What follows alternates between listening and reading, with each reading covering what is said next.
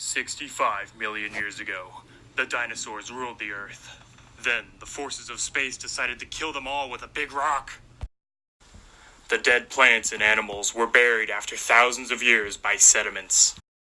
And over time, with lots of pressure and heat, oil was created. All around the world, oil was being formed, and one of those places was Alaska. Oil was found in Alaska for the first time in Katala. At full production, this oil reserve was shipping 6,000 gallons a week to Cordova. In 1919, the sales of oil products went up because of the use of military vehicles in World War I. These machines of mass destruction altered the course of militaristic warfare forever. In 1959, Alaska was voted in to become a state. One thing that helped Alaska become a state was its increase in sales of oil and gas products. Oil was discovered on the North Slope in 1968. This area remains the largest producer of oil in Alaska.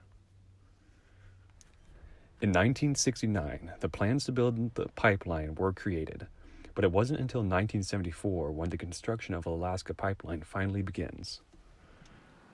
In 1976, Alaska votes to create the Permanent Fund. The Permanent Fund is a yearly paycheck granted to all citizens of Alaska and is funded by the oil and gas industries. In 1977, the Alaska Pipeline was completed with 800 miles of pipeline starting in Prudhoe Bay and ending in Valdez. In 1988, the North Slope's production peaks at 2.1 million barrels per day. Today, the North Slopes produces an average of 500,000 barrels each day. In 1989, the Exxon Valdez oil spill occurred.